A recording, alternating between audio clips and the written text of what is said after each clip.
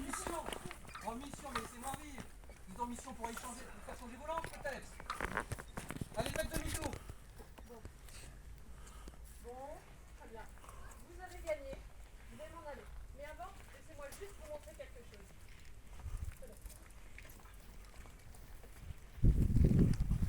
Hé, arrêtez-vous. Oh, enfin Marie-Louise, mais mon Dieu, une pipe. Ah, mon Dieu. Je connais.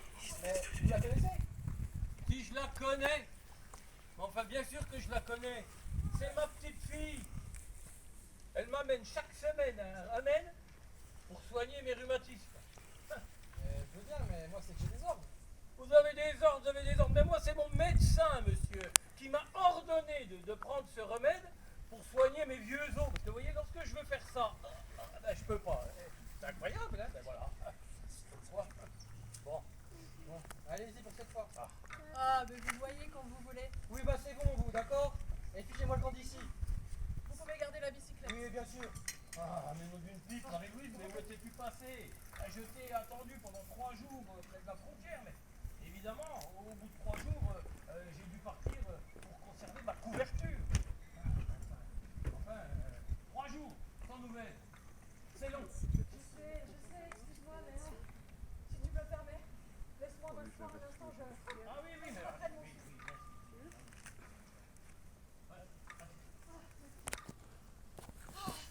C'est que j'ai vécu une véritable aventure, moi, pour arriver jusqu'ici. Peut-on savoir qui est cette délicieuse élégante?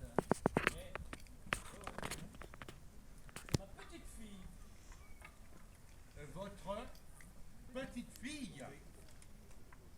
Alors là, si on m'avait dit un jour que pareille grâce naîtrait de votre sang, je crois que je ne l'aurais jamais cru.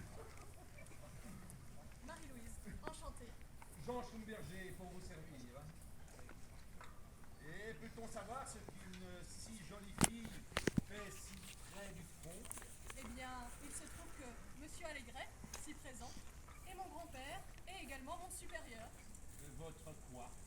Mon supérieur, je collecte pour lui des informations entre Saint-Quentin et Reims.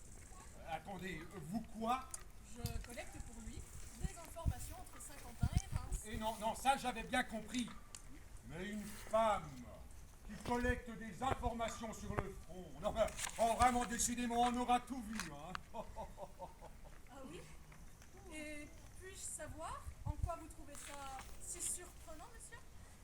Mais enfin, mademoiselle, ma petite, avez-vous songé seulement au risque que vous prenez? Savez-vous bien ce que pourraient vous faire les Allemands s'ils venaient à découvrir la nature de vos actions, hein? Et c'est sans parler de vos innombrables voyages seuls à l'arrière du front. C'est vraiment pas prudent avec tous ces soudards et autres coups de balai qui attendent leur couteau entre les dents au coin des ruelles sombres. Non, mais vraiment, hein, c'est pure folie. Hein. Mais ne vous inquiétez pas pour moi, monsieur. Il se trouve que je me débrouille très bien pour m'occuper de mes arrières. Je pratique l'escrime depuis mes 8 ans et je me débrouille plutôt bien au tir au pistolet, mais merci quand même de vous inquiéter de la sécurité à ma place. Bon, pour revenir à un sujet plus sérieux, je reviens du front avec une terrible nouvelle. Terrible nouvelle. Oui, il semble que les Allemands aient mis la main sur Edith Cavell. Bon, c'était à prévoir, mais c'est vrai que c'est une terrible nouvelle. Attendez, qui est cette Edith Cavell? Edith Cavell est notre agent de liaison en lien avec les services secrets de Sa Majesté en Belgique. Une femme forte et courageuse. Oh là là, non mais décidément, hein. Non mais où va le monde si même à la guerre, les femmes se mettent à prendre la place des hommes? Eh bien, certainement du côté de la paix et du progrès. Parce que cette femme, que vous l'appelez avec mépris, en plus d'un agent de renseignement, eh bien, elle est infirmière sur le front et elle sauve des vies. Elle, hein, pas comme certains qui passent leur journée à lire des journaux. Ouais.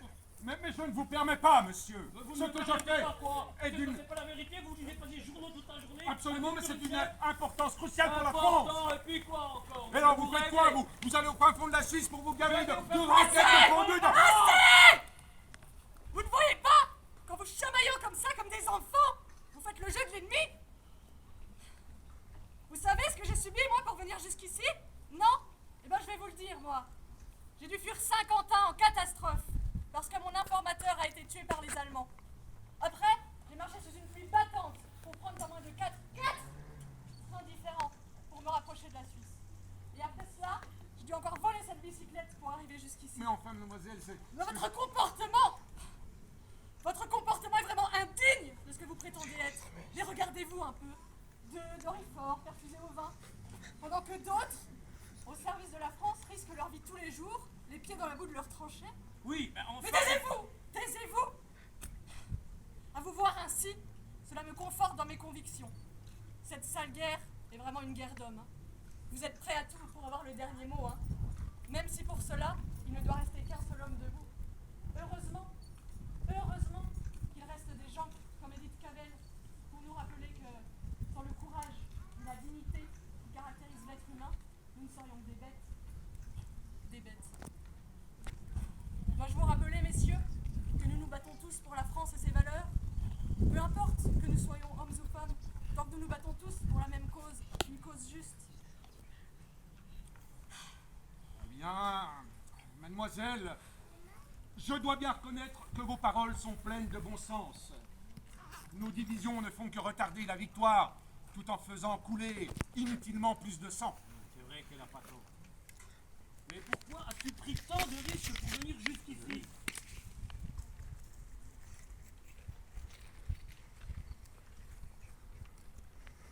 Ceci. Mais, attendez, c'est une transcription de radiogoniométrie. De ragonio quoi? Radiogoniométrie. C'est un procédé technique qui permet de capturer les ondes radio émises par l'ennemi d'un point A à un point B.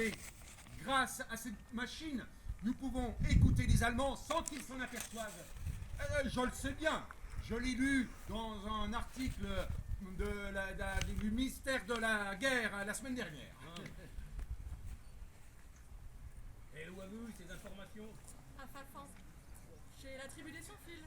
La tribu des sans-quoi? Non mais là, attendez, là, il faut m'expliquer, je ne comprends plus rien. La tribu des sans-fils. C'est ainsi que s'appellent entre eux les opérateurs des relais radiogoniométriques, comme celui que vous avez ici, par exemple. Et il se trouve qu'il y en a un à Fafan, non loin du Moulin des Bois.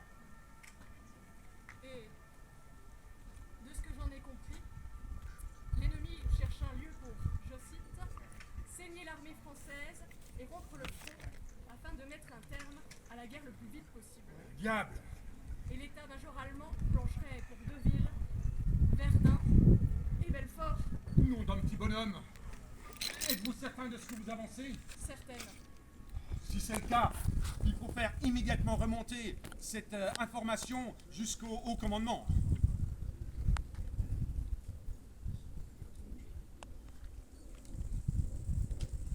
Mais dites-moi, mademoiselle, comment avez-vous fait pour mettre la main sur ce bout de papier si singulier? Eh bien, disons que j'ai mes entrées à Fafan. Alors là, je reconnais bien ma petite fille, toujours séductrice, même dans le danger, en pleine guerre. Ah ça, cette famille, on l'a dans le sang. Hein, ça, depuis la guerre de 1870. Tiens, d'ailleurs, si le colonel d'Enfer Rochereau avait eu ce genre de matériel, je pense qu'il aurait d'autant plus botté le cul de ces maudits Prussiens. Enfin bon, bref, à chaque époque sa technique, c'est malheureusement.